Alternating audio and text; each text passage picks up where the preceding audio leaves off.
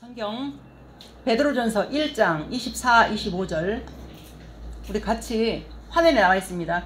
자, 합독하시겠습니다. 자, 시작.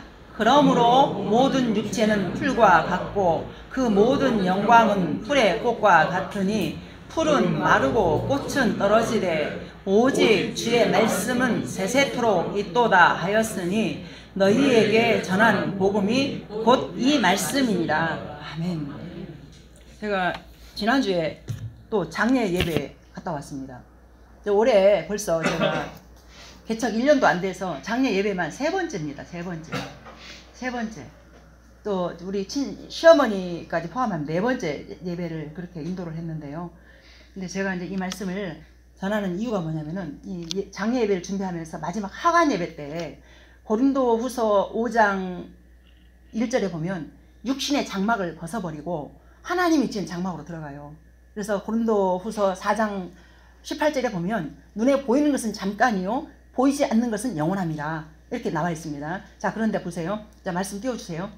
보세요. 모든 육체는 풀과 같고, 근데 이 말씀 하나님이 확 깨닫게 하신 게 뭐냐면은 그분이 이제 저랑 밤기도를 날마다 같이 울고 했던 세월들이 한 8년 같이 보냈던 분이세요. 지금 24년째 이제 나이가 저보다 더 많지만은 언니처럼 친구처럼 지냈던 그분이세요. 그래서 그분이 큰 교회를 다니시기 때문에 저는 제가 가서 장례 예배를 집도한다고 생각도 못했어요. 그랬는데 저를 새벽에 그렇게 청하셔서 장지까지 갔다 왔는데요. 이제 마지막 예배를 준비하면서 이 말씀이 저한테 딱 다가오는 게 어떻게 다가오냐면은, 자 보세요 여러분. 자, 우리가 지금 살아있어요. 살아있는데 우리 몸이 모든 육체는 풀과 같대요. 풀과 같대요. 모든 육체가. 그런데 그분이 93세까지 사셨는데 너무 정말 이렇게 허우대 185 이래가지고 군인이셔가지고 정말 멋지게 사셨더라고요. 그런데 아무리 멋지게 사셨어도 93세 그 연세에 딱 돌아가시니까 풀이 이렇게 말라. 근데 그분이 살아왔던 업적 있잖아요. 이렇게 쌓고 저렇게 쌓고 열심히 살았던 그 업적들이, 자, 우리가 사람이 풀이에요. 저 풀에 꽃이 맺잖아요. 그럼 우리의 업적들이 뭐예요? 열심히 뛰어가지고 열심히 벌고 열심히 위에 올라가고 뭔가 쌓잖아. 풀에 꽃과 같다는 거예요. 사람이 죽잖아요. 그러니까 풀이 시들어지면서 꽃도 떨어진다는 거예요. 이거를 하나님께서 이제 화관예배 시작하는데 제 몸으로 확 깨닫게 하는 거예요. 맞다. 우리 인생이 맞다. 풀 맞다. 우리가 아무리 좋은 걸 다 입고 쌓아도 꽃이다. 떨어진다. 그러나 우리의 죽음이 여기서 끝나버리면 우리가 큰일 납니다. 왜냐하면 하나님께서 지으신 장막으로 들어가기 때문에. 그래서 이게 영원히 분명히 있거든요. 그 세상이 아무리 복잡해도 생명과 사망이라는 두 길이 있는데, 생명은 하나님께서 내가 곧 길이요 진리요 생명이다 하신 예수님으로 말미암지 않고서는 아버지께로 올 자가 없다라고 했어요. 그 길을 따라가는 것이 바로 진리이고 생명이라고 말씀하고 있습니다. 그래서 보세요. 25절에 오직 주의 말씀은 세세토록 있도다 하였으니, 자, 말씀으로 이 땅에 육신이 오신 예수님 말씀, 너희에게 전한 복음이 바로 이 말씀이니라. 자, 복음이 예수님 말씀 생명 이렇게 이꼬르가 되어 있는 거예요. 이꼬르. 아멘입니까? 아멘입니다. 그래서 하관 예배를 끝나면서, 그래서 주의 날은 천년이 하루 같고 하루가 천년 같은 그 인생, 우리의 그 인생이 어느 곳에 우리가 몸을 들이고 마음을 들여 사는 것이 옳은 것인지, 천년만년 살 것처럼 사람들이 전부 다 착각으로 살아요. 그런데 그 죽음은 모두가 다 맞이할 수밖에 없는 운명이 다 펼쳐져 있어요. 우리 안에. 근데 이왕이면 우리가 생명의 길을 택해서 그 길을 가야 되잖아요. 아멘입니까? 그래서 복음은 뭐냐? 복음은 예수님이고 십자가의 도로 완성하셨어요. 근데 그 완성하신 십자가의 도가 그냥 내팽개쳐서 네 맘대로 해라 그것이 아니라 조치를 취해 놓으셨어요. 그래서 그 복음의 조치를 갖다가 제가 첫 번째, 두 번째, 오늘 세 번째예요. 그래서 이제 잠깐 그동안에 이제 전했던 말씀을 제가 짤막하게 요약을 합니다. 자, 십자가는 우리를 죄에서 건져내는 능력이며 새롭게 얻은 생명과 그 생명으로 살아가는 중심에 있는 중요한 원리이면서 기반이 됩니다. 오늘 찬양했잖아요. 찬양, 모래 위에 지은 집은 다 무너져 버려요. 그러나 반석 위에 지은 집은 어떻게 비가 오고 창수가 내려도 무너지지 않아요. 바로 십자가가 바로 그 기반이란 말입니다. 그래서 우리 인생이 그 기반의 터 위에서 살아가야 이게 흔들림이 없는, 그래서 우리가 지금 살아있어요. 그러나 살아서 믿는 자는 영원히 죽지 아니하리라. 육신의 장막을 벗어버려. 그래서 육신 속에 우리 영혼이 담겨 있잖아요. 그래서 육신은 가. 그래서 그 장대했던 분도 한 줌의 죄로 딱 나와. 우리 인생이 그래요. 한 줌밖에 안 나와. 근데 그 인생이, 우리는 착각을 해. 그 인생 사라지지만 그 영혼이, 자 보세요. 이게 이제 우리가 이제 이걸 모를 때는 피상적으로 다가와요. 그런데 성경을 읽다 보면 창세기에서 흙으로 사람을 짓고 생명을 그 안에 불어 넣어가지고 이 육신만 죽어버리고 생명은 살아서 어떻게 해요? 예수님 믿는 사람은 천국으로, 믿지 않는 사람은 멸망으로, 지옥으로 이렇게 간단 말입니다. 근데 이게 중요한 게 뭐냐면은 여기서 죽음으로 딱 끝나서 딱, 이 사람들이 그러잖아요. 좀 살기 힘들면 아이고 죽으면 끝나지 뭐, 아이 죽어야지 이렇잖아요. 큰일 납니다. 이 죽음이라는 것은 다시 영원으로 이어지기 때문에 이 죽음이 결코 끝나는 게 아니란 말입니다. 더한 고통으로 만약에 자살을 했다, 더한 고통으로 들어가는 거예요. 거기서는 죽고 싶어도 죽을 수도 없고 그 고통을 끝내고 싶어도 끝낼 수가 없어요. 영원으로 이어지기 때문에. 그래서 이왕이면 영원으로 이어지는 생명, 천국으로 가야만이 그 안에서 우리가 하나님과 함께. 그래서 마지막 하관 예배 때 이런 말씀이 있어요. 모든 눈물을 씻으시네. 하나님께서 우리가 아픔과 고통과 슬픔, 이 땅에 있는 동안에 아프고 고통하고 슬퍼요. 누구 어느 한 사람 인생 살기 좋다는 사람 나 들어본 적이 없어요. 다 나름대로 다 힘듭니다. 맞지요? 다 힘들어요. 있어도 힘들고 없어도 힘들고 건강해도 힘들고 아파도 힘들고 다 힘들어요. 그런데 하나님께서 그의 모든 눈물을 다 씻기시네. 하나님께서 그의 모든 눈물을 씻기시네. 더 이상 눈물도 고통도 애통도 없는 그곳으로 우리를 하나님께서 이끌어 간다, 그 말입니다. 그래서 이 복음에는 하나님께서 우리에게 주시는 축복이 조치되어 있습니다. 복음은 우리를 개선하거나 업그레이드 하는 정도도 아닙니다. 복음은 우리를 결코 정죄함 없는 칭의의 생명, 또한 하나님의 자녀요 상속자된 생명, 예수님과 영광을 함께 하고 고난도 함께 받을 수 있는 공동 운명으로 새롭게 재창조하신 것입니다. 복음은 우리에게 죄와 환난과 두려움을 이기고 승리할 수밖에 없는 삶, 풍성한 삶, 권능 있는 삶, 거룩하고 내적 평안이 있는 그러한 삶을 약속하셨습니다. 너희가 환난을 당하나 담대하라. 내가 세상 이겼다라고 말씀하잖아요. 환난 속에 있는 우리들을 갖다 그냥 두지 아니하시고 하나님께서 이겨버리신 거예요. 어떻게 해요? 십자가에 피 흘려 죽으신 예수님이 음부의 권세로 딱 들어가셔가지고 우리의 그때 모든 죄와 허물과 모든 고통들이 사라진 거예요. 그래서 지금 육신의 고통을 받고 있지만은 사단은 이미 머리통 깨졌어요. 그래서 깨진 머리통이 몸통 가지고 우리를 괴롭히는데 이 믿음을 딱 갖고 있잖아요. 그러면 힘든 가운데서 누림이 있는 삶을 살 수 있다, 그 말입니다. 아멘 되어집니까? 아멘입니다. 그래서 복음은 이것을 새 생명으로 권능 있는 약속의 말씀으로 안전하게 조치해 주신 것입니다. 그래서 이 약속의 말씀을, 권능 있는 이 약속의 말씀을 그냥 보통 그냥 신문에 나오는 무슨 글 이렇게 봐버리면 이게 안 되는 거예요. 하나님 말씀은 생명력이 있기 때문에 요한복음 1장 1절에 보면 말씀으로 이 땅에 육신이 오신 예수님이라고 했어요. 이 말씀이 하나님과 함께 계셨으니 곧 빛이라 이렇게 말씀하고 있습니다. 그래서 이 말씀을 절대로 우리는 손에서 놓으면 안 됩니다. 말씀을 사모하면서 말씀의 권능이 우리에게 임하여서 하나님께서 우리 말씀대로 우리를 생명으로 이끌어 주세요 라는 기도와 함께 여러분들 그렇게 살아가야 될 것입니다. 이제 더 나아가서 주님은 두 원리를 완전하게 조치해 두셨습니다. 자, 원리라고 하는 것은 매우 중요합니다. 자, 예를 들어 보겠습니다. 현대 문명 사회에서 우리가 전기를 빼버리면은 우리가 삶이 어떻게 살아갈 수 있겠다고 하십니까? 전기 빼버리면 모든 게 월속 돼버려요.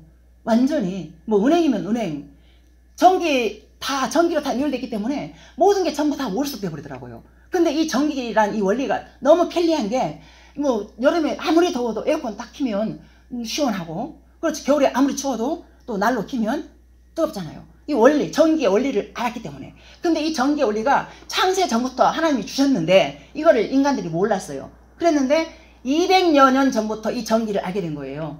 우리 어렸을 때만 생각을 해도 벌써 제가 이제 올해 이제 환갑이잖아요. 그 어렸을 때 생각 벌써 그래봐야 5, 60년 전인데 그때도 호롱불 이렇게 밑에서 우리 엄마 바느질 하시고 뭐 그 불 갖고 다 살았어요.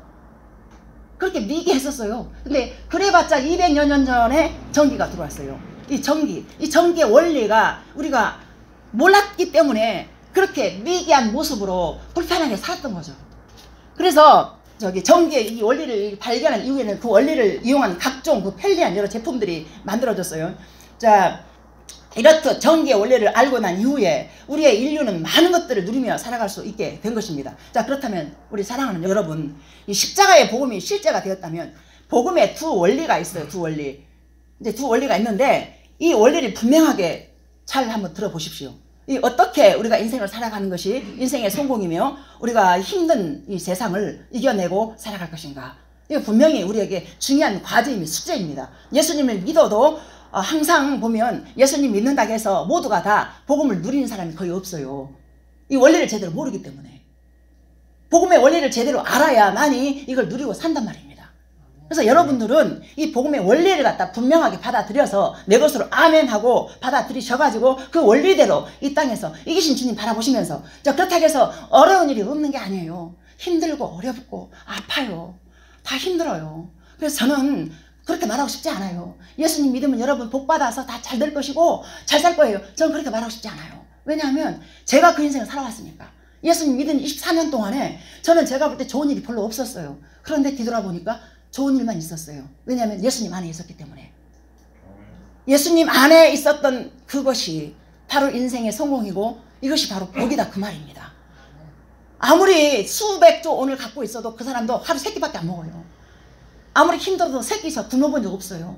오히려 더 많이 먹어서 탈이었지. 여러분 어떻게 생각하십니까? 밥 3끼 잘 먹고 그냥 이렇게 일상을 살아가는 그 자체가 축복이고 행복인 것을 받아들이면서 하나님께서 우리에게 말씀하실 그 말씀 듣고 그래서 한 걸음 한 걸음 순종의 발걸음 걷다 보면 우리 모두는 다 천국에 가 있을 거예요. 천국에서 만나야죠, 모두가 다. 아멘입니까? 그래서 복음은 우리의 삶 전부를 포괄적으로 다뤄가고 있습니다. 그중 특히 혼란이 많은 영역이 영적 영역인데요. 영적인 원리를 알지 못한 채 접근할 때는 그 위험이 큽니다. 드러나는 영적인 현상과 눈에 보이는 기이한 사건들에 속아서 우리 마음의 전부를 내어주고 귀신의 놀림감이 되기 십상인 것입니다. 더 나아가 이런 현상이 한두 번 계속되면 겁을 먹고 무엇도 믿지 못한 일이 발생하고 맙니다.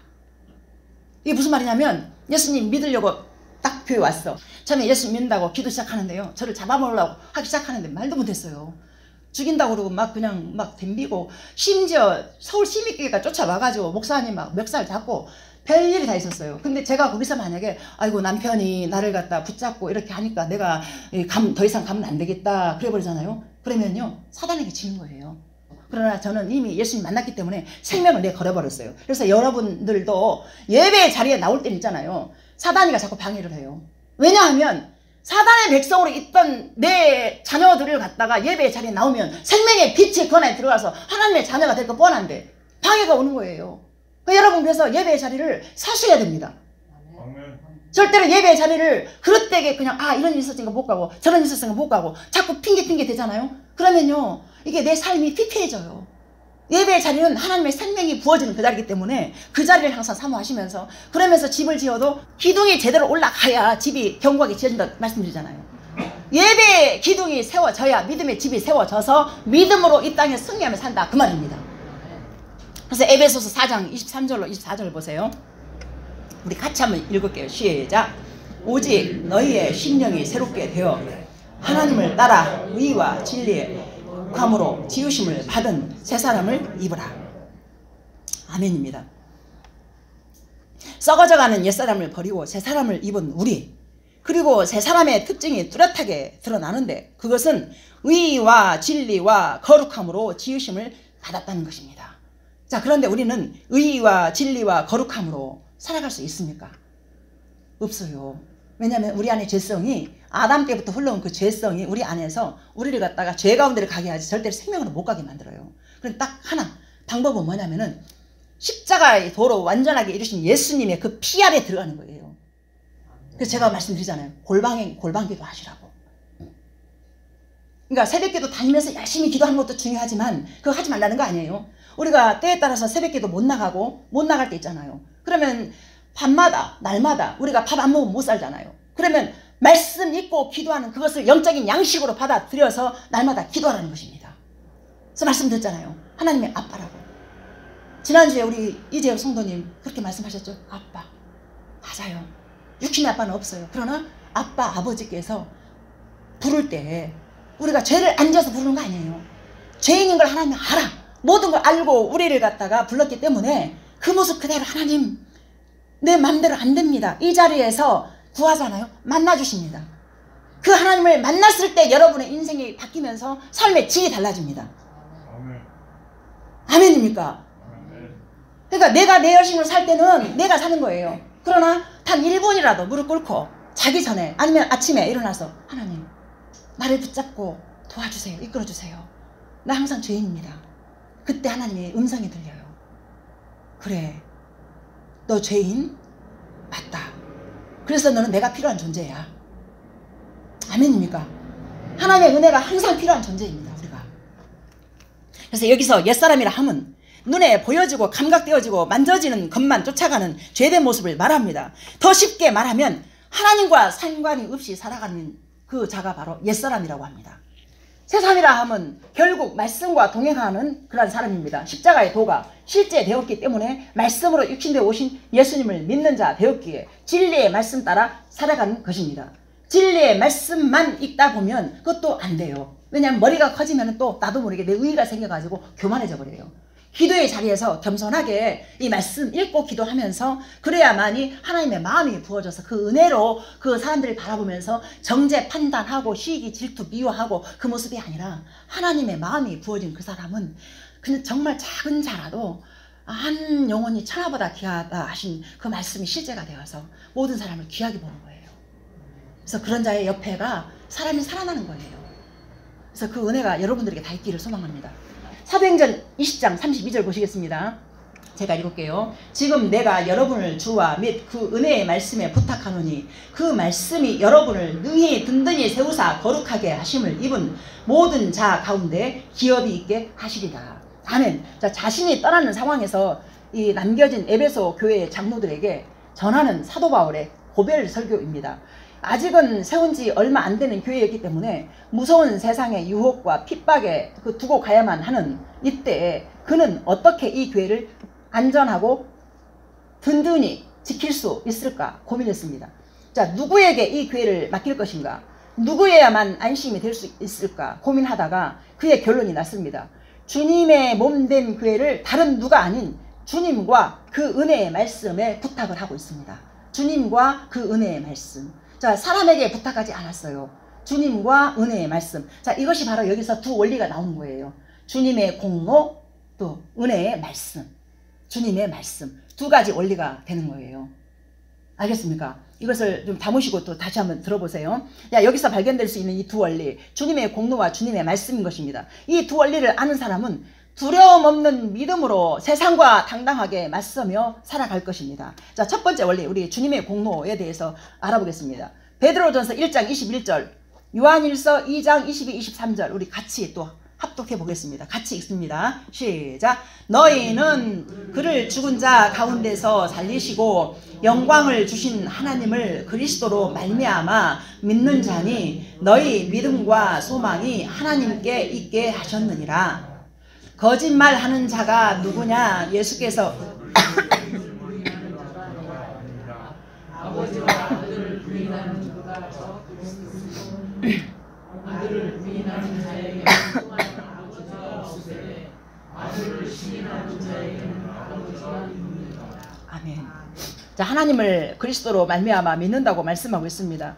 또한 아들을 부인하는 자에게는 아버지도 없다고 말씀하고 있습니다. 이처럼 하나님을 믿는다는 말은 분별하는 정확한 척도는 바로 예수 그리스도입니다.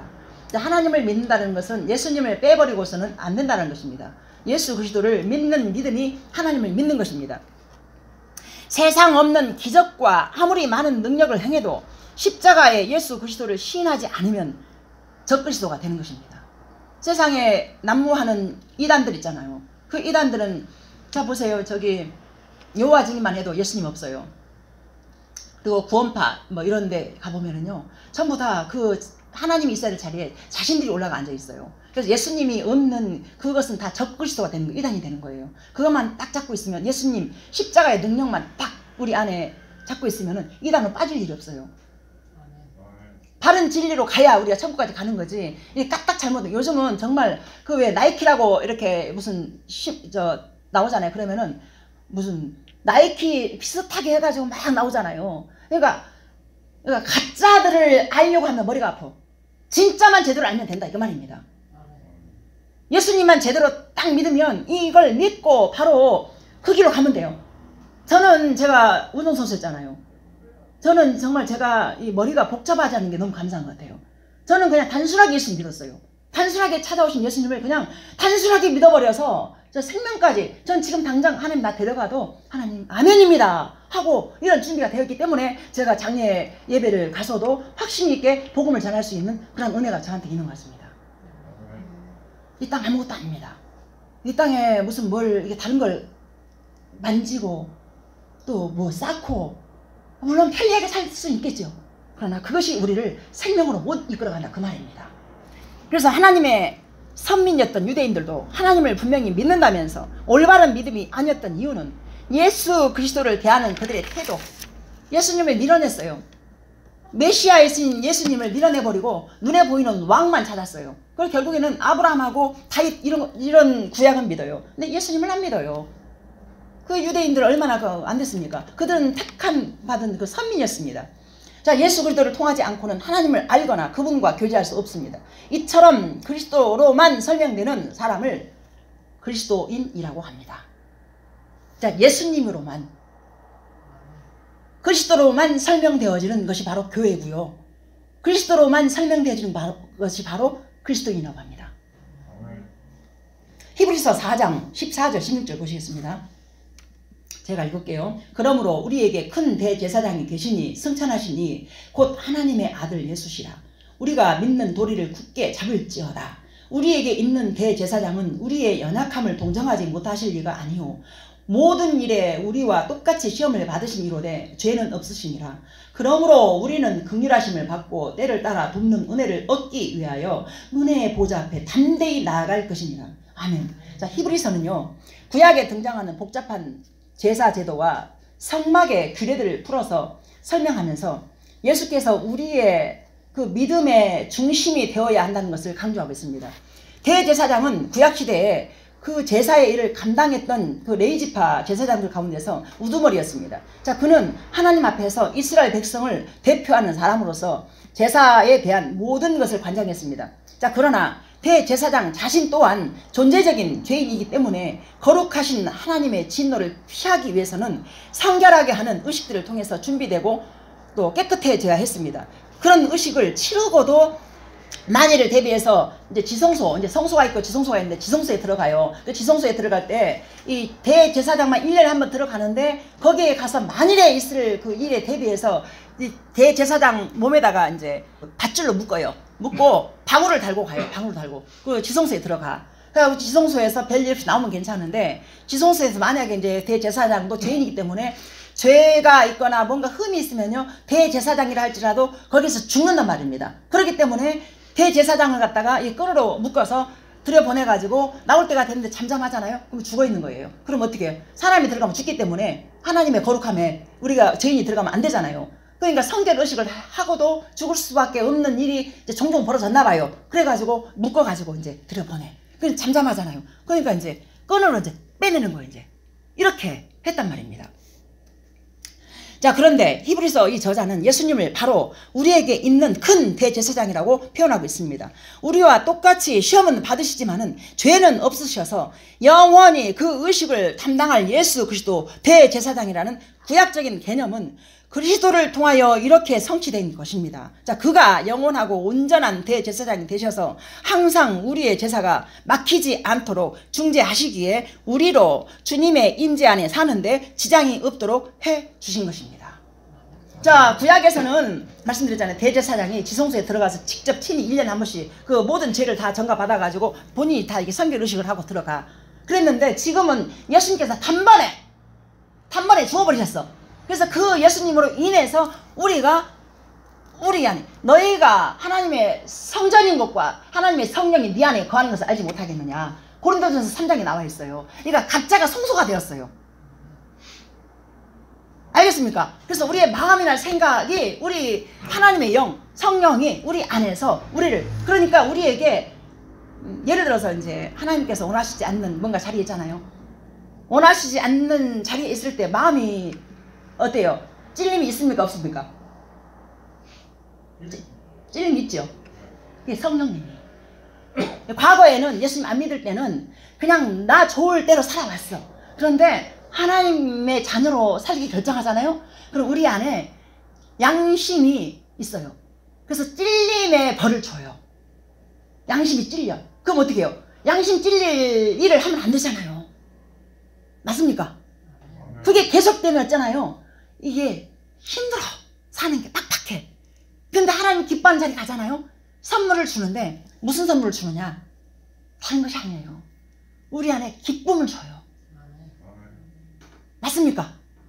기쁨의 선물을 줘요. 그리고 평안함을 줍니다. 이것이 가장 큰 선물이에요. 예수님이 십자가에 죽으시고 살아나셔서 첫 번째 하는 말씀이 내가 너희에게 평안을 주라고 했어요. 평안을. 이 평안은 세상이 주는 것 같지 않다. 그래서 이 평안을 가지고 사는 자가 아무리 뭐 수백억 수백조를 가지고 있는 그런 부자보다 비록 오두막집에 살아도 평안함과 기쁨과 감사, 하나님을 향한 소망이 있으면 그건 인생 끝난 거예요. 그게 최고의 복인 거예요. 우리는 그 복을 가지고 사는 것이 이게 우리한테는 참 너무 감사하죠. 이런 은혜가 없으면 우리가 어찌 살겠습니까? 자, 히브리서 10장 19절 20절 보시겠습니다. 그러므로 형제들아 우리가 예수의 피를 힘입어 성소에 들어갈 담력을 얻었나니 그 길은 우리를 위하여 휘장 가운데로 열어놓으신 새로운 살 길이요 휘장은 곧 그의 육체니라. 아멘. 자, 성소와 지성소를 가로막는 휘장 지성소에는 대제사장도 1년에 단 한 차례만 들어갈 수 있었습니다. 그런데 예수님께서 십자가에서 돌아가실 때 위에서부터 아래로 찢어졌어요. 그래서 히브리서는 이 휘장을 그분의 육체라고 말씀하고 있습니다. 휘장인 당신의 육체를 찢으심으로 이제는 새롭고 산 이 길을 만드셔서 구속을 완성하신 것입니다. 마태복음 27장 50절 52절 보세요. 예수께서 다시 크게 소리 지르시고 영원히 떠나시니라. 이에 성소 휘장이 위로부터 아래까지 찢어져 둘이 되고 땅이 진동하며 바위가 터지고 무덤들이 열리며 자던 성도의 몸이 많이 일어나되. 자, 휘장은 찢어지지 않는데요. 절대로. 찢었으면 천이었대요. 근데 예수님 죽으실 때 그 휘장이 딱 찢어짐으로 인해서 그게 이제 막힌 담이 이제 이렇게 뚫어진 거예요. 그래서 보세요. 예수님 십자가에 안 죽었을 때는 우리가 하나님께 나아가기 위해서는 막 짐승을 죽이고 또 막 배를 따고 배 열어서 내장 끄집어내고 내장 물로 씻고 뭐 또 불로 태우고 막 이런 과정들이 있었어요. 근데 그것을 예수님이 죽으심으로 인해서 휘장이 딱 찢어지면서 그것이 막힌 다음에 헐어지면서 자, 직접 우리가 하나님께 나아갈 수 있는 담대함과 또 하나님께 나아갈 수 있는 이 지성소가 직접 되어버린 거예요. 그 은혜가 휘장이 찢어지면서. 이 복을 우리가 갖고 있는데 가지고 누려야 되잖아요. 그 누리는 것은 다른 것이 아니에요. 제가 다시 말씀드리면 이렇게 예배 자리에 기본 나와야 되고요. 그 다음에 집에서 말씀 읽고 기도하고 이걸 같이 가잖아요. 그러면 이것이 믿어지는 그 은혜가 나를 살게 할 때 이게 저희가 이제 일을 하잖아요. 여기 기계 돌리잖아요. 기계가 이제 기름을 잘 쳐야 돌아가. 근데 기계에 기름 안 치잖아요. 빡빡해지면서 막 실도 끊어지고 이상해져요. 근데 우리가 그래요. 우리 인생이 예수님 말씀 읽고 기도하잖아요. 그러면 기름이 쳐지는 것처럼 부드럽게 사라지는 거예요. 힘든 일이 없다는 것이 아니에요. 힘든 일이 있어요. 그래서 하나님께서 천지를 창조한 그 하나님께서 우리를 사랑하시되 끝까지 자기 사람 끝까지 사랑하시느니라. 그 하나님 우리의 잘못된 행동, 좋은 행동 이거 보면서 판가름하는 것이 아니에요. 창세전부터 예정하신 그 은혜가 우리를 택하셨기 때문에 그 택하신 은혜로 우리를 살게 하시는데 이제 그때 우리가 누릴 수 있는 것은 뭐냐? 말씀과 기도라는 그거를 갖다 놓치지 말아야 된다는 거예요. 말씀은 생명입니다. 살아내게 하는 동력이 됩니다. 그 말씀을 가야 됩니다. 그래서 히브리서에서 휘장은 예수님의 몸이라고 표현을 했습니다. 주님은 말씀하십니다. 내가 곧 길이요 진리요 생명이다. 나로만 하지 않고서는 아버지께로 갈 자가 올 자가 없다라고 말입니다. 요한복음 14장 6절에 나와 있습니다. 자, 휘장이 갈라지면서 예수님이 길이 되어버린 거예요. 자, 그러기에 우리에게 예배, 기도, 교제 모든 것이 예수 그리스도의 십자가를 통해서만 가능하다는 것을 기억해야 할 것입니다. 자, 그래서 교회의 역할은 철저하게 십자가만 자랑하고 예수님만 높이는 것으로 해석이 되어져야 할 것입니다. 그 앞에서 철저하게 나는 죄인입니다, 나는 하나님 앞에 아무것도 아닙니다 라는 것을 인정하는 그 자리에서 은혜가 임한다는 것입니다. 나 잘하고 있다, 나 잘났다, 여기에는 은혜가 있을 수가 없어요. 자, 오직 예수 그리스도만 설명되어질 수 있는 곳, 그것이 바로 교회인 것입니다. 성경은 교회를 표현할 때 교회의 머리는 예수 그리스도, 또 그 몸이 교회라고 표현합니다.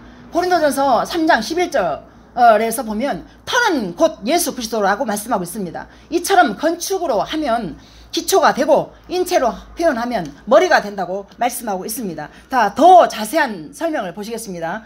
에베소서 2장 20절.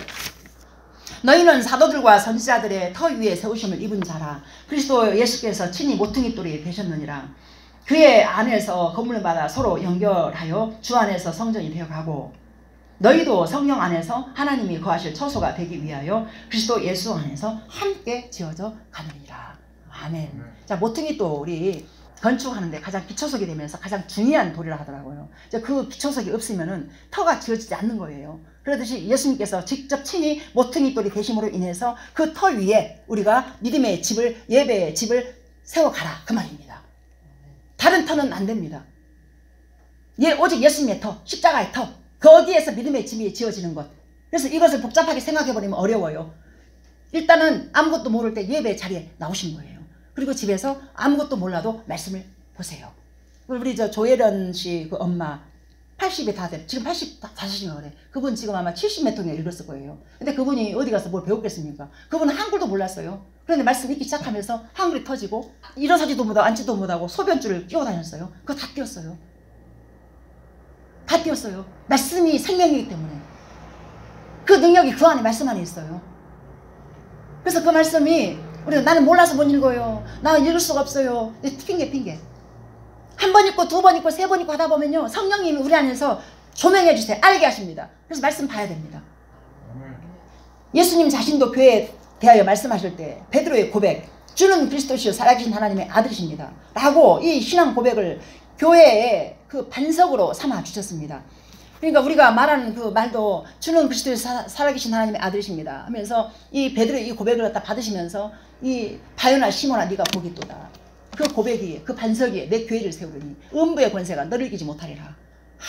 땅에서 매이면 하늘에서 매이고 땅에서 풀리면 하늘에서 풀린다. 이렇게 하시면서 내가 너에게 청진을 주겠다. 네가 교회다. 이렇게 말씀하셨어요. 저는 그 말씀 제가 직접 받았잖아요. 네가 교회다. 그러고 나서 10년이 흘른 지금 이제야 교회가 세워졌어요. 제자들을 향해서 물어요. 너희들 날 누구라 하느냐 했을 때 베드로만 주는 그리스도시요 살아계신 하나님의 아들이십니다. 바요나 시몬아 네가 복이 있도다. 네 고백이, 이 반석에 내 교회를 세우니 음부의 권세가 너를 이기지 못할 것이다. 지금도 제가 소름 끼쳐요. 네가 교회다. 그러면 그렇게 하고 난 다음에 교회가 짝짝짝 세워져 가지고 잘 되어져야 되잖아요. 세상에 10년, 말이 10년이지 10년 동안 완전히 썩어 문드러졌습니다. 그리고 나 내 힘 다 빼버리고 나 데려가세요 할 때까지. 작년에 그랬잖아요. 8월 24일날 수술할 때 나 데려가세요. 그러고 나서 요 권사님 전화 자꾸 오고 저 남편 이 사람아 이렇게 훈련받고 열심히 해가지고 자네가 그렇게 살 사람이 아니지. 그런 말 좀 진작 좀 하든지. 아 진짜. 그래가지고 이 교회가 저 양반이 먼저 앞장서가지고 이 교회가 개척이 된 거예요. 그래서 이 교회는 내가 하는 게 아니고 내 실력, 모세 그 40대 혈기 있는 모세가 아니라 80대 노인 만들어가지고 힘 다 빼서 그러고 난 다음에 이스라엘 백성을 이끌어갔어요. 제가 만약에 그때 아마 교회가 세워졌으면 아마 사람을 몇 잡았을 것 같아 제가. 근데 지금은 제가 사람 잡을 힘이 없어요. 그래서 하나님의 때가 정확하게 교회가 세워졌기 때문에 교회가 되어지더라 그 말입니다. 여러분들도 그 은혜를 하나님 주셨기 때문에 이 자리에 보내신 줄 믿습니다. 감사합니다. 그래서 주님의 말씀 두 원리를 이제 두 번째를 이제 보겠습니다. 우리가 주님의 말씀, 주님의 진리를 떠나면 큰일 납니다. 하나님은 인격적인 하나님이시며 말씀을 통해서 말씀하시는 하나님이십니다. 디모데후서 3장 15, 17 보세요. 또 어려서부터 성경을 알았나니 성경은 능히 너로 하여금 그리스도 예수 안에 있는 믿음으로 말미암아 구원에 이르는 지혜가 있게 하느니라. 모든 성경은 하나님의 감동으로 된 것으로 교훈과 책망과 바르게 함과 의로 교육하기에 유익하니 이는 하나님의 사람으로 온전하게 하며 모든 선한 일을 행할 능력을 갖추게 하려 함이라. 아멘. 자, 이 말씀은 성경이 믿음의 기초를 형성하고 믿음을 힘있게 하는 지혜를 준다고 말씀하고 있습니다. 자, 성경은 하나님의 영감을 받은 말씀으로 우리에게 교훈, 책망, 옳은 길로 인도하는 길잡이가 되어주는 것입니다. 신앙의 기초도 예수님이고 신앙의 또 기초도 예수님 맞아요. 근데 예수님과 생명의 말씀이 같이 이렇게 맞닿아 있는 거예요. 말씀으로 이 땅에 일주일 예수님이라고 했으니까. 자, 그걸 벗어나버리면 적그리스도 이단이 되는 거예요. 말씀과 자, 예수님, 십자가의 도, 이걸 그 안에서 우리 중심에 담고 신앙생활을 해야 이게 바른 생명의 길로 간다 그 말입니다. 그리고 성경을 통해 하나님과의 관계를 더욱 깊이 있게 하고 성령의 능력으로 성공적인 삶을 살 수 있도록 도와줍니다. 이러한 이유로 바울은 디모데에게 성경을 읽고 연구하는 것이 그 얼마나 중요한지를 강조하고 있는 것입니다. 자, 우리가 성경에 전념하고 성경 안의 진리에 굳건하게 산다라면 부족함이 없을 것입니다. 성경의 진리는 가장 정확하고 완벽합니다. 이 말씀에 대한 확신 없이 어떻게 무슨 근거로 교회를 운영하겠으며 감히 사람들의 영혼을 변화시킬 수 있겠습니까? 저는 감히 제가 예수님을 진짜 만났고 성경 제가 말씀드렸잖아요. 2권을 다 너덜너덜 떨어지게 다 보고 한 권 버렸고 한 권은 그대로 제가 보관하고 있어요. 성경을 배우려고 에스라우스를 내가 20번을 왔다 갔다 했고 그 성경 때문에 아주 제가 진리의 목숨을 건 사람입니다. 그동안에 읽었던 말씀들이 내 안에 살아있더라고요. 어디 가는 게 아니었더라고요. 생명이기 때문에 그 말씀이 이끌어 갑니다. 그래서 모든 교회, 모든 영적인 것의 기반이 바로 이 진리의 말씀인 것입니다. 자, 성령을 체험하고 교제하는 사람일수록 그 증거는 다른 그 어떤 것보다 말씀과 진리에 더 밝아지는 것입니다. 우리 안에 내주에 계시는 분은 바로 진리의 성령님이십니다. 진리의 성령님이 우리를 진리로 이끌어 가십니다. 그래서 그 진리의 성령님이 우리가 어긋난 길로 가고 잘못된 생각을 할 때에는 우리 안에 양심 찔림에 벌을 줘요. 예배 자리에 나가고 하나님 기뻐하는 자리에 나가잖아요. 기쁨, 감사, 소망, 이 빛을 줘요. 이것이 우리 안에 에너지가 돼가지고 엔돌핀을 주고 그래서 그 뭐라 감격을 하잖아요. 그 다이도르핀이라는 그 세포가 딱 생겨가지고 우리를 건강하게 살게 만들어요. 그래서 하나님의 빛을 받는 자로 살아가는 것이 축복이고 복이다 이 말씀입니다. 자, 여호수아 1장 7절로 9절 말씀 보세요. 오직 강하고 극히 담대하여 나의 종 모세가 내게 명령한 이 율법을 다 지켜 행하고 우로나 좌로나 치우치지 말라. 그리하면 어디로 가든지 형통하리니 이 율법책을 내 입에서 떠나지 말게 하며 주야로 그것을 묵상하며 그 안에 기록된 대로 다 지켜 행하라. 그리하면 내 길이 평탄하게 될 것이며 내가 형통하리라. 내가 네게 명령한 것이 아니냐. 강하고 담대하라. 두려워하지 말며 놀라지 말라. 내가 어디로 가든지 네 하나님 여호와가 너와 함께 하느니라 하시니라. 아멘입니다. 아멘입니다. 자, 이 말씀을 그냥 글로 보지 마시고요. 자, 보세요. 요 모세와 함께 했던 여호수아잖아요. 근데 모세가 이스라엘 백성들 이끌어가지고 자, 그 가나안을 목전에 두고 모세는 죽습니다. 그리고 이제 여호수아가 이제 그 사명을 받아요. 사명을 받아서 들어가는 그 길에 자, 보세요. 이스라엘 백성들이 말을 잘 들었습니까? 안 들었어요. 모세가요. 내가 저 백성들을 내가 낳았습니까? 하면서 막 자기 막 데려가라고 그러고 막 모세 막 낑깡거리고 막 그랬었어요. 그런 것을 여호수아가 옆에서 다 지켜봤단 말입니다. 그러면 여호수아가 모세 죽어버리고 여호수아 입장에서는 이제 가나안 땅으로 이들을 이제 이끌어 가야 돼. 그러니까 기가 막히는 거죠. 여호수아 입장에서는 너무 두렵고 힘이 드는 거예요. 이걸 아시고 하나님 나타나셔서 말씀하신 거예요. 너는 강하고 담대하라. 내가 너와 함께 하겠다. 그러면서 단서가 딱 있어요. 뭘 말씀하시냐면 자, 모세 옆에는 갈렙, 여호수아, 아론, 훌 일꾼들이 많았어. 그런데 여호수아 옆을 이 말씀을 이렇게 쭉 읽다 보면은요, 여호수아 옆에 큰 일꾼들이 별로 안 보여요. 그냥 무리들만 보이지. 그러니까 하나님께서 자, 모세에게는 하나님 나 입이 둔해서 못 이겨 하니까 아론 붙여줘 버리고 하나님께 직접 이렇게 일꾼들을 붙여줬어요. 그런데 여호수아는 보니까 다른 걸 준 게 아니라 이 율법책을 내 입에서 떠나지 말게 하며 주야로 그것을 묵상하며 그 안에 기록된 대로 다 지켜 행하라. 그리하면 네 길이 평탄하게 될 것이며 네가 형통하리라. 자, 하나님 명령하신 뭘 줬습니까? 사람을 준 게 아니라 말씀을 줬단 말입니다. 말씀을 줘서 그 말씀과 함께 하면 네가 형통하겠다. 그런데 형통이라는 것을 제가 말씀드리잖아요. 여호수아가 이렇게 고생 안 하고 쫙쫙쫙 단 거 아니에요. 때로는 전쟁에서 이기기도 하지만 때로는 패하기도 하고 이러면서 고생 엄청 했을 거란 말입니다. 근데 형통은 다른 것이 아니에요. 하나님 말씀과 기도를 통해서 그 길을 힘든 가운데도 이미 이기신 주님 바라보면서 걸어가는 그 자체가 형통입니다. 우리 삶이 힘들고 어려워요. 어려운 이 삶을 우리가 예수님을 안 믿잖아요. 그 힘든 속에 그냥 이게 함몰돼 버려요. 그런데 어려운 일이 있을 때 우리 하나님 믿는 사람은 함몰되는 것이 아니라 그 문제를 붙들고 있는 하나님이 보인단 말입니다. 이것이 형통입니다. 어려운 일이 없는 게 아니에요. 어려운 일이 있어요. 있는데 그 어려움 속에서 그 어려움을 붙들고 계신 하나님이 보인단 말입니다. 이것이 형통이란 말입니다. 자, 말씀 따라 사는 사람만큼 담대한 사람 없습니다. 초대교회 위기도 여기에 있었습니다. 일이 너무 많아져서 말씀 보는 것도 기도도 하지 못하자 교회가 난장판이 되었습니다. 그래서 그들은 사도들을 따로 구별하여 말씀과 기도에만 전념하게 하였습니다. 사도행전 6장 3절에 보면 형제들아 너희 가운데서 성령과 지혜가 충만하여 칭찬받는 사람 7을 택하라. 우리가 이 일을 그들에게 맡기고 우리는 오로지 기도하는 일과 말씀 사역에 휩쓰리라 하니라. 아멘. 자, 말씀과 기도라는 그것은 하나님이 주시는 동력을 받아서 움직이는 거기 때문에 우리가 바쁘다고 힘들다고 말씀 안 읽고 기도 안 하잖아요. 내가 하잖아요. 그럼 난장판이 되는 거예요. 질서가 없어지는 거예요. 아멘. 아멘이에요. 말씀 봐야 돼요. 말씀 기도 안 하면 안 됩니다. 그래서 이 6장 7절에서 그 결과가 뭐냐? 하나님의 말씀이 점점 왕성하여 예루살렘에 있는 제자의 수가 더 심히 많아지고 허다한 제사장의 무리도 이 도에 복종하니라. 이렇게 된 거예요. 말씀과 기도에 전념하게 하는 이 사도들을 이렇게 집사들을 뽑아가지고 그 사람들에게 이제 거기 이제 구제하는 일에 막 힘쓰다 보니까 이제 말씀 있고 전도하는 일을 이제 이렇게 해버려서 그랬더니 난장판이 된 거예요. 초대교회가. 이제 그래가지고 이렇게 이제 이렇게 말씀과 기도에 전념했더니 하나님의 말씀이 점점 왕성하여지고 예루살렘에 있는 제자의 수가 더 힘이 많아지고 허다한 제사장의 무리도 이 도에 복종하니라. 이 제사장이 누굽니까? 제사장은요 예수님 믿는 사람들을 핍박하며 잡아들이고 했던 사람들이에요. 그런데 말씀이 능력이 임하니까 그 제사장들도 이 도에 복종한다. 그래서 예수님을 믿는다 그 말입니다.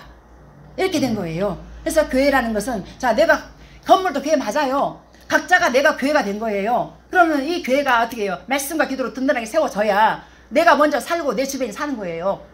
수많은 교회들이 있고 성도들 많아요. 그런데 이것을 이 진리를 분명하게 딱 잡고 사는 사람 드뭅니다. 솔직하게 믿는 사람들 많이 만나보지만요, 이렇게 영적으로 이렇게 눈을 떠가지고 이 말씀에 나한테 적용을 해가지고 하는 사람들이 물론 있지만은 드물더라 그 말입니다. 그래서 우리 새벽일식 성도님들은 말씀과 기도에 전념하시면서 어떤 일을 만나든지 하나님의 손을 좀 보시면서 이끌어가시는 능력을 좀 경험하시면서 그렇게 해서 하나님과 깊어지는 저와 여러분이 되기를 소망합니다. 아멘. 자, 시편 1절로 3절을 보실게요. 복 있는 사람은 악인들의 꾀를 따르지 아니하며 죄인들의 길에 서지 아니하며 오만한 자리에 앉지 아니하고 오직 여호와의 율법을 즐거워하며 그의 율법을 취하러 묵상하는도다. 그는 시냇가에 심은 나무가 철을 따라 열매를 맺으며 잎사귀가 마르지 아니함 같으니 그가 하는 모든 일이 다 형통하리로다. 아멘입니다. 자, 오직 여호와의 율법을 취하러 묵상하는 자로 그리고 즐거워하는 자로 살라고 하십니다. 그 결과가 무엇입니까? 시냇가에 심겨진 나무처럼 철을 따라 열매를 많이 맺는다고 하십니다. 자, 그런데 이제 6절에 보면은 이제 그렇지 않는 사람은 어떤 결과가 나오느냐? 무릇 의인들의 길은 여호와께서 인정하시나 악인들의 길은 망하리로다. 자, 의인과 악인으로 갈라지잖아요. 자, 의인은 시냇가에 심겨진 나무처럼 결실을 맺어. 그럼 시냇가에 심겨진 나무처럼 결실을 맺는다. 그 뜻을 더 깊이 들어가면 천국 간다 그 말입니다. 자, 악인들은 망한다 했잖아요. 지옥 간다 그 말입니다. 의인과 악인이 이렇게 갈라지는 거예요. 자, 우리가 연수가 70이요 강건에 80이라고 그랬어요. 우리가 어디에다 몸 마음을 두고 살아가야 되는지 분명히 우리는 영원을 준비하는 그런 지혜로 살아가야 될 것입니다. 시편 119편 105절 보세요. 주의 말씀은 내 발의 등이요 내 길의 빛이니이다. 자, 우리가 확신할 수 있는 것은 주의 말씀은 영원하다는 것입니다. 십자가의 도를 믿는 자는 새 사람이 된 것이고요. 그의 증거는 말씀 따라 의와 진리의 거룩함으로 지은 바닥 뒤에 진리를 먹고 살아가는 것입니다. 그 세 사람은 오직 진리의 말씀을 통해서 용기를 얻고 빛을 발하고 능력을 얻고 살아가는 것입니다. 결론을 맺습니다. 저 각주 주검이라는 그 고사 성어가 있습니다. 중국 저 초나라의 어떤 사람이 배를 타고 가다가 실수로 너무 정말 값을 매길 수 없는 그 칼을 두고 가다가 칼을 강물에 배를 타고 가다가 빠뜨린 거예요. 그러니까 이 사람이 뭐 급하니까 배 앞 머리에다가 그 뭐 갖다가 막 표시를 했어요. 그러면 그 예를 들어서 배가 가만히 있어야만이 그 표시한 그 자국을 보고 들어가잖아. 근데 이 배가 바보가 배를 타고 움직였어요. 그 움직여버렸으면은 그 칼 들어간 자리를 그 값 주고 못 산대. 그거를 얼마나 귀한 것인지. 그걸 찾으려고 보니 찾아지냐고요. 못 찾습니다. 자, 사랑하는 여러분, 이처럼 우리의 믿음과 삶의 터를 흔들리는 기초 위에 두면 큰일 납니다. 그 말입니다. 지금 흔들리는 기초에다가 두고 살지 말자, 그 말입니다. 이 세상 자체는 불완전합니다. 언제 어느 때 터가 무너질지 모릅니다. 그러나 말씀의 터, 진리의 터, 십자가의 도는 완전합니다. 그 터 위에 우리가 믿음의 집을 지어가자, 그 말입니다. 아멘입니까? 자, 성경 속에는 복음의 삶을 누릴 수 있는 모든 진리가 다 담겨져 있습니다. 그러나 아무리 완전하게 준비되어 있어도 그것을 알지 못하면 누릴 수가 없는 것입니다. 주님의 공로와 주님의 말씀이 이 두 가지 원리를 꼭 붙잡으셔야 합니다. 주님은 우리가 승리할 수밖에 없는 십자가의 도로 이미 완성해 놓으셨습니다. 여러분, 우리 그 길을 함께 갑시다. 아멘. 자, 기도합니다.